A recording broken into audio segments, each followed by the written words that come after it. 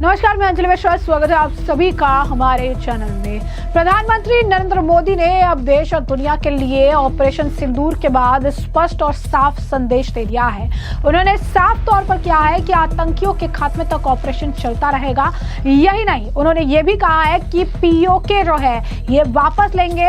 इस पर अगर चर्चा करनी है तो फिर चर्चा होगी। अगर आतंकवादियों को सौंपने पर चर्चा करनी है तो चर्चा होगी। इसके अलावा किसी भी मुद्दे पर वो चर्चा करने के लिए तैयार पाकिस्तान के साथ नहीं है। यही नहीं, आपको बता दें कि आपने देखा कि किससे सीज फायर वाले मामले में भी ट्रंप ने फटाफट पोस्ट कर दिया था। अब बिना नाम लिए एक स्पष्ट संदेश के लिए भी दिया गया है और कहा गया है कि हमें किसी भी तीसरे व्यक्ति या किसी की मध्यस्थता की जरूरत नहीं है। जो भी प्रॉब्लम है या जो भी चीजें हैं हम 1 to 1 सुलझा लेंगे, उसे जो है उसको हम लोग जो है टैकल कर लेंगे। हमें किसी तीसरे की इन्वॉल्वमेंट की जरूरत नहीं है। तो ये साफ, कड़े और स्पष्ट संदेश दिए गए हैं। ऑपरेशन सिंदूर के बाद देश और दुनिया के लिए क्या कुछ इसमें निकलकर सामने आया है, विस्तार से जान लीजिए। तो आतंकियों के खात्मे तक ये ऑपरेशन चलता रहेगा। पाक आतंकियों को सौंपने पर अगर बात करें तो भारत इसे लेकर तैयार है, वरना और किसी मुद्दे पर बात नहीं होगी। तकनीकी और सैन्य उपयोग के बीच जो है अंतर था, भारत और पाकिस्तान के बीच बहुत बड़ा अंतर था। पाकिस्तान को एहसास हुआ कि वो श्रेणी में नहीं है। भारत ने अपनी मर्जी से हमला किया है और पाकिस्तान के ज्यादातर हमलों को नाकाम कर दिया है। पाकिस्तान को कोई संदेह इसे लेकर नहीं होना चाहिए। हमले बहुत ही सटीकता से किए गए हैं। रहीम यार खान एयरबेस जो पाकिस्तान में है उसका रनवे पूरी तरीके से ध्वस्त किया गया। चकलाला स्थित पाकिस्तानी वायुसेना बेस नूर खान पर भी बुरा असर पड़ा है। आईएसआई के करीबी संबंध रखने वाले मुरीद के बहावलपुर के आतंकी शिविरों पर भी हमला करके भारत ने संदेश दिया कि वो ये है कि हमने अपनी निगाह नहीं खोई है और हम आपको जो है आपके मुख्यालय जो है उसको निशाना बनाएंगे। हम छोटे शिविरों पर हमला नहीं करेंगे। भारत ने दुनिया को स्पष्ट कर दिया है कि हम पीड़ितों और अपराधियों को एक समान नहीं मान सकते हैं। यही नहीं, उन्होंने ये भी कह दिया है क्योंकि सोर्स है, सूत्र है, ये कह रहे हैं कि अगर उधर से गोली दागी जाएगी तो यहाँ से गोला दागा जाएगा। ये बात भी साफ तौर पर अब समझ आ जाना चाहिए। वहीं कश्मीर पर भी लेकर कहा गया है कि कश्मीर पर हमारी स्थिति बहुत स्पष्ट है। अब केवल सिर्फ एक मुद्दा बचा है और वो है पीओके यानी पाकिस्तान अधिकृत कश्मीर की वापसी। इसके अलावा और कोई बात नहीं है। अगर वे आतंकवादियों को सौंपने की बात करेंगे तो हम बात कर सकते हैं। हमारा किसी और विषय पर कोई इरादा नहीं है। हम नहीं चाहते कि कोई मध्यस्थता करे। हमें किसी की मध्यस्थता की जरूरत नहीं है। यानी साफ तौर पर यह ट्रंप के लिए भी संदेश है कि हमें किसी की जरूरत नहीं है कि हमें कोई बताए कि हमें क्या करना है, नहीं करना है। यह हमारा और उनका मैटर है और हम उनके साथ उस मैटर को सुलझाने में पूरी तरीके से सक्षम है। साफ स्पष्ट संदेश है। पाक अधिकृत जो कश्मीर है, पीओके है, उसको वापस लेना बाकी है। अगर इस पर चर्चा करना चाहते हैं तो भारत चर्चा करेगा। आतंकवादियों को अगर सौंपने पर चर्चा करना चाहते हैं तो भारत चर्चा करेगा। इसके अलावा किसी भी मुद्दे पर, किसी भी फ्रंट को लेकर, किसी भी टॉपिक को लेकर भारत चर्चा नहीं करने वाला है। भारत ने ऑपरेशन सिंदूर चलाकर तीनों लक्ष्य जो है इस वक्त हासिल कर दिए हैं। बता दें कि पहला तो सैन्य लक्ष्य है, सैन्य उद्देश्य था, मिलिट्री जो उद्देश्य था कि प्रधानमंत्री मोदी ने कहा था कि मिट्टी में मिला देंगे और बहावलपुर, मुरीद के और मुजफ्फराबाद कैंप को मिट्टी में मिला दिया गया। राजनीतिक उद्देश्य था, सिंधु जल संधि सीमा पार आतंकवाद से जुड़ी थी। जब तक सीमा पार से आतंकवाद बंद नहीं होता तब तक ये स्थगित रहेगी। ये संदेश भी दे दिया। मनोवैज्ञानिक यानी साइकोलॉजिकल उद्देश्य जो था वो भी हो गया। उन्होंने कहा था कि घुसकर मारेंगे और हमने उनके दिल में गहरी चोट पहुंचाई है और इसमें भी हम सफल रहे। हर दौर में पाकिस्तान के लिए स्थिति खराब होती गई। वे लड़ाई के हर दौर में भारत से हारते गए। पाकिस्तान के हवाई ठिकानों पर भी हमलों के बाद पाकिस्तान को एहसास हो गया कि वे इस लीग में नहीं है। भारत ने स्पष्ट संदेश दिया है कि कोई भी इस मामले में सुरक्षित नहीं रहेगा। इसमें न्याय जो है वो सामान्य किया जाएगा। अगर आप वहां से गोली दागने के बारे में सोचेंगे तो यहाँ से गोले खाने के लिए भी आपको तैयार रहना होगा। तो ये भारत के बड़े और कड़े शब्द हैं जो उन्होंने देश और दुनिया के लिए साफ तौर पर कह दिया है। उन्होंने संदेश दे दिया है भारत आज के वक्त में सशक्त है, भारत आज के वक्त में सक्षम है और भारत को आज के वक्त में किसी की जरूरत नहीं है उनके मैसेज को कन्वे करने के लिए। और भारत को ये बताने की जरूरत नहीं है कि उन्हें क्या करना चाहिए और क्या नहीं करना चाहिए। भारत अपनी भलाई और जो है अपनी चीजें भली भांति समझता है, अपने मामलों को अपने खुद से निपटारा करना जानता है, भारत को पता है कि वो क्या कर रहा है और आगे क्या स्थिति बन सकती है। इसीलिए किसी तीसरे पार्टी, थर्ड देश, थर्ड व्यक्ति की हमें कोई जरूरत नहीं है और कोई हमें ये नहीं बताएगा कि कब हमें क्या और किससे और कैसे बात करनी है। ये हमारा मैटर है, ये दो देशों का मैटर है और ये दोनों देश आपस में बात करेंगे। हमारा संदेश स्पष्ट है और वो है पीओके और आतंकियों की जो है वापसी। अगर आतंकियों को वापस करना है तो इस पर बात होगी, आतंकियों को जो ये चुनकर हमें देंगे तो इस पर बात होगी। पाकिस्तान अधिकृत कश्मीर को वापस देने की बात करनी है तो बात होगी। इसके अलावा किसी भी मुद्दे पर वार्ता नहीं होगी। जब तक आतंकियों को सौंपेंगे नहीं तब तक इनको पानी नहीं मिलेगा, जब तक आतंकियों को सौंपेंगे नहीं तब तक इन्हें सुकून नहीं मिलेगा। और आतंकियों के समर्थन में अगर उतरेंगे तो इसी तरीके का विध्वंस जो है भारत की तरफ से किया जाएगा और इस तरीके का विध्वंस जो है वो पाकिस्तान को झेलना पड़ेगा। वह इस मामले को लेकर पूर्व डीजीपी एसपी वैद जो है उनका बयान सामने आया। उन्होंने कहा कि अभी 2-3 दिन का और समय अगर मिलता तो पाकिस्तान को हम बता देते कि हम क्या कुछ कर सकते थे। उन्होंने इस दौरान ये भी कहा कि हमें किसी तीसरे की जरूरत नहीं है, ये हम आपस की जो है चीजें हैं, ये हमारे और उनके बीच की बात है, उसमें हमें किसी तीसरे की जरूरत या किसी तीसरे के इन्वॉल्वमेंट बिल्कुल भी बर्दाश्त नहीं है और ना ही हमें चाहिए। क्या कुछ कह रहे हैं वो सुनिए। ऐसा है, भारत का स्टैंड उसमें बहुत क्लियर है कि भारत किसी मीडिएशन के लिए मानता नहीं है और हम कहते हैं ये इशू हम दो देशों के बीच में हम ही इसको रिजॉल्व करेंगे और इसमें तीसरे देश का कोई ताल्लुक नहीं है। उसको मुझे नहीं लगता भारत की पॉलिसी में कोई शिफ्ट हुई है। कश्मीर का जो स्टैंड है और उसमें हमारा जो शिमला एग्रीमेंट के मुताबिक इन्हीं दो देशों को इसको रिजॉल्व करना है बैठ के, नो थर्ड पार्टी। दूसरा जो सीज फायर है ठीक है, मैं समझता हूं बहुत सारे फैक्ट्स हैं जो हमारी लीडरशिप जानती है और मुझे और आपको नहीं मालूम।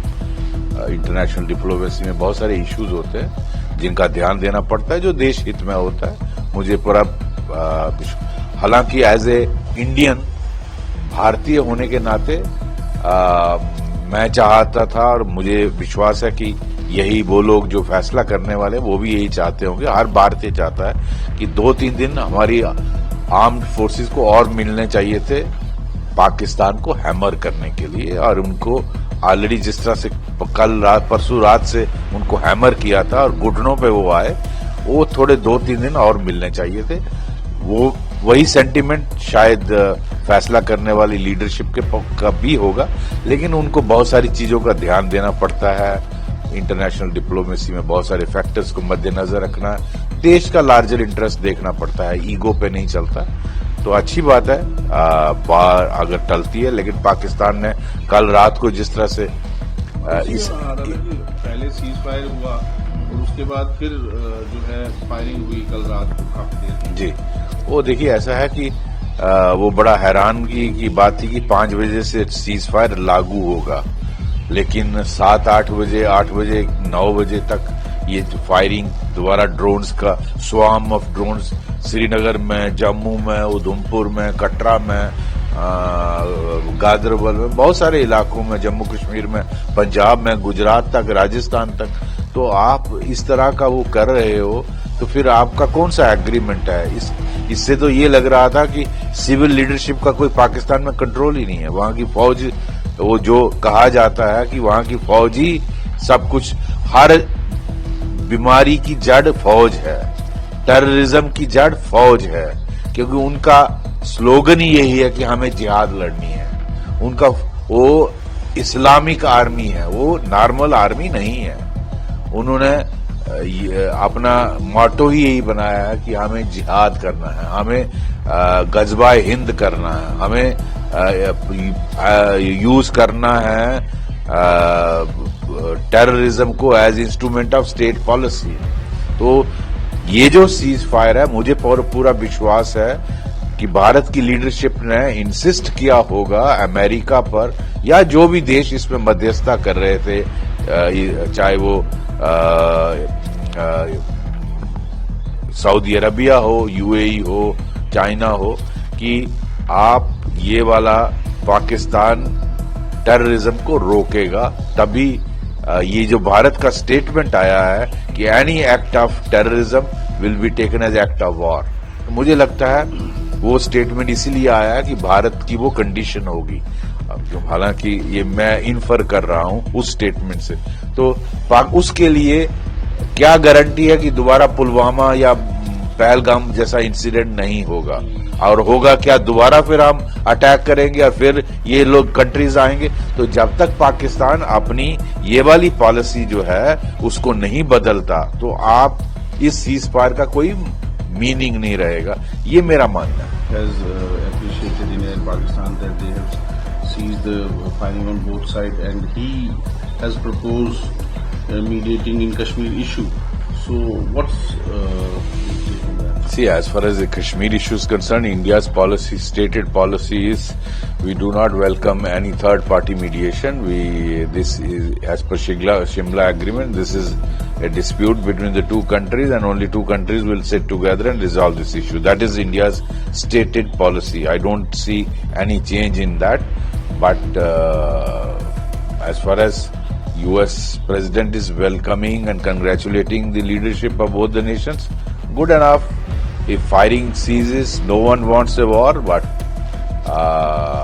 my personal view is as long as Pakistan's stated policy of their army is that they will fight for jihad, they are not a normal army, they are an Islamic army. It will be used for Ghazwa-e-Hind, for using terrorism as instrument of state policy. As long as that policy remains, what is the guarantee that no further incident like this Pulwama or Pahalgam will not take place? And if it take place, then India will have to again attack Pakistan, because India's statement came, that is what I am inferring from that statement, that Indian leadership must have insisted on Pakistan's assurances through these mediating countries, whether US, Saudi Arabia, UAE, China, anybody, that Pakistan will stop this policy of cross-border terrorism, which it is using as a instrument of state policy. And that is why India's statement of that any act of terror will be seen as an act of war. That means if another incident like Pulwama or Pahalgam happens, India will attack Pakistan, and the way it attacked on 7th. So that means we are again back to square one. So I think some guarantees must have been taken. Only then has all this has a meaning. As an Indian, I would have liked the hammering the Indian Armed Forces did to Pakistan day before yesterday last evening and yesterday. I think Pakistan was brought down to its knees. So that hammering was needed. I think as an Indian, I would have liked another 2-3 days, and I think that must be sentiment across the country. And also our leadership as an individual must have this sentiment. But international diplomacy, there are many factors you have to keep in mind, and Prime Minister Modi and his team will not do anything which is not in the interest of India. They have to see larger interest of India, and I am sure they must have taken this decision for the better of this country. In Pakistan, we tested because yesterday the ceasefire was announced, and after few hours, again the firing started. Yes, Pakistan is a dubious. That shows civilian government has no control there. Pakistan army calls the shot. Their general calls the shot, not the Pakistan. That's why the foreign minister of the foreign secretary of USA spoke to army chief of Pakistan and Shahbaz Sharif. So that Pakistan is a dubious state. How much you trust them? They have stabbed us at the back a number of times. So after sticking that, agreeing on the condition that 5 p.m. onwards there will be no ceasefire violation. The drone activity was seen, ceasefire violation was seen on the border in Akhnur sector, in Poonch, in Uri. and drone activity in Kashmir Valley, Srinagar, Ganderbal, Udhampur, Jammu, Katra, many other places, Aknoor, Samba, and Punjab, Rajasthan, Kutch area. So Indian armed forces responded appropriately, but I think let's see how long it sticks. It's very difficult to trust a country like Pakistan, which is controlled by its army and its ISI. वैसे में आपने पूरा मामला विस्तार से जाना है, तमाम बयान भी आपने सुने हैं और इस मामले पर अब आपकी जो राय है कमेंट सेक्शन में कमेंट करके जरूर से जरूर साझा करिएगा। धन्यवाद।